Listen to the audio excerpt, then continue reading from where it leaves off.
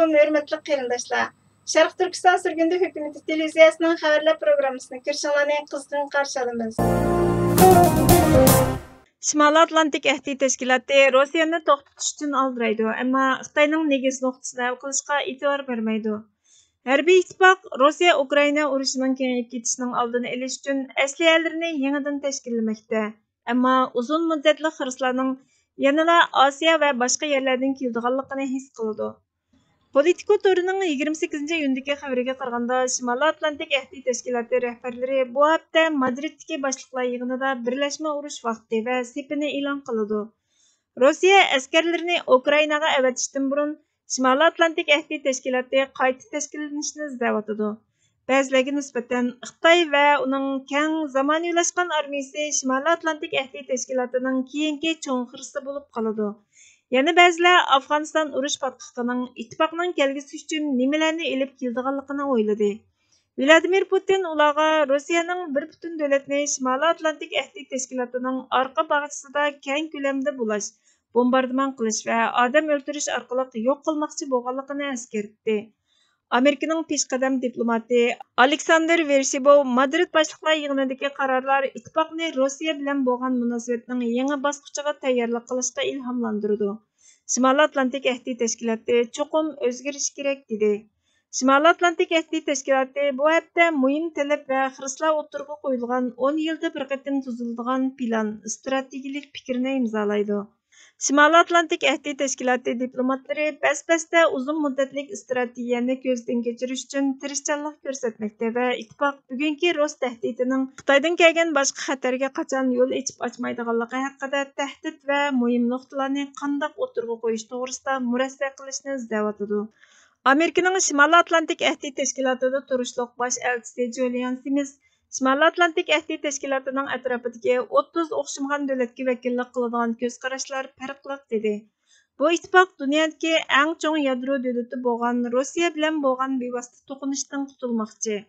Xitoy va boshqa uzun muddatli tahdidlar azalmaydi.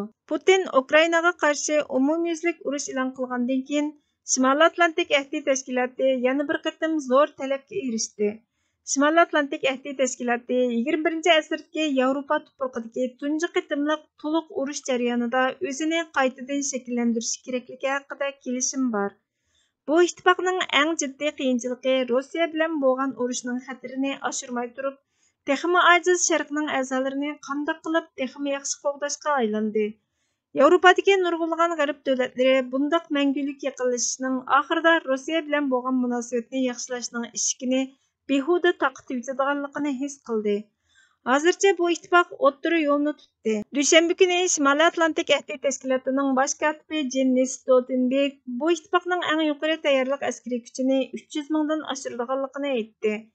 Shimoliy Atlantik Əhdi Təşkilatıning sobiq bosh kotibi Anders Fogh Rasmussen Shimoliy Atlantik Əhdi Təşkilatıning Baltik dengizidagi mangulik bazasini o'ylash kerakligini aytdi.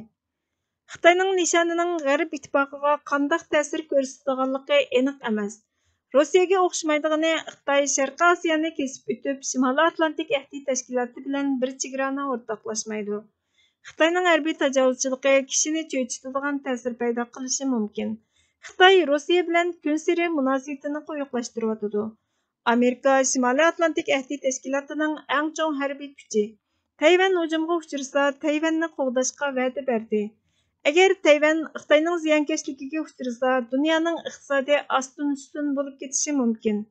Strategik uqumda ittifoqdoshlar Xitoyning Yevro-Atlantik okean rayoni uchun o'tirg'i qo'ygan bexatarlik masalasini tasvirlagan tilni astoydillik bilan muzokara qilib, bu murakkab dinamikani qo'lga keltirishga urinyotidi.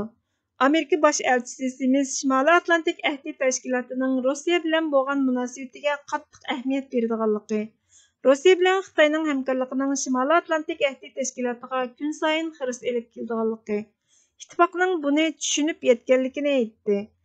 Madrid boshliqlar yig'inining oxirgi natijasi Beyjingdan kelgan xiristlarni bayon qilish bilan bir vaqtda Rossiya bilan Xitoy o'rtasidagi mustahkam moslashishni o'z ichiga oladi.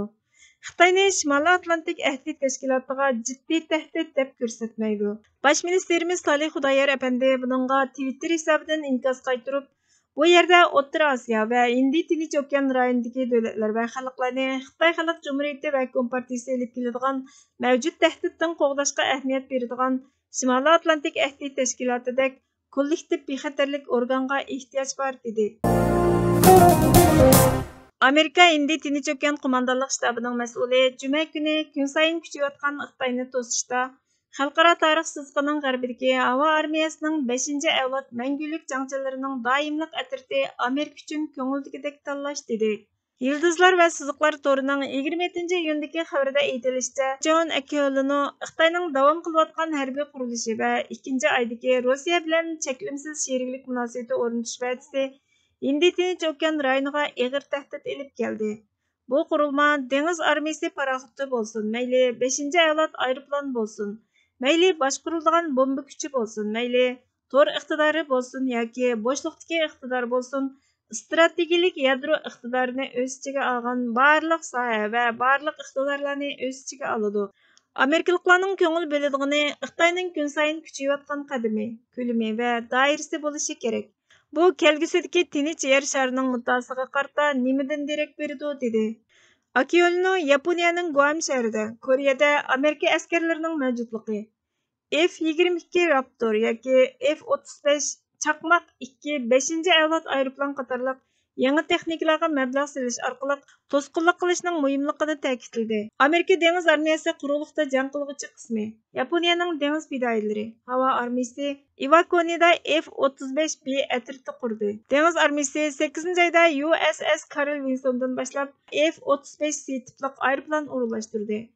Akeolinoning deyishicha, havo armiyasi hozirga qadar faqat F-35S yoki F-22 tipli aeroplanlarni qisqa muddat ichida rayonga o'rnashtirdi. U mayli F-35 yoki F-22 bo'lsin, 5-avlod iqtidorlarning tahdid yetkazishda alohida iqtidorga ega ekanligini, Rossiya Ukrainaga tajovuz qilgan bo'lsa-mu, Xitoyning tahdidining texmi ortadiganligini aytdi.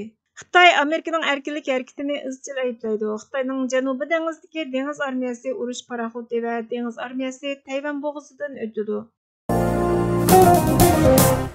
Boshqalarning bo'yintirqi ostida yashashdan o'limni afzal ko'rmagan millat e'tibori yo'q bir millat. Tirishmagan, o'rganmagan, kurash qilmagan millat asirlikka, xo'rliqqa mahkum. Boshqalar tarafidan chetga qiqilmaslikning birdan-bir yo'li mustaqillikdir. Mustaqillikning asosi millatning irodasi va kuchiga bog'liq. Mustaqillikqa kurash qilish orqali yetkili bo'ladi.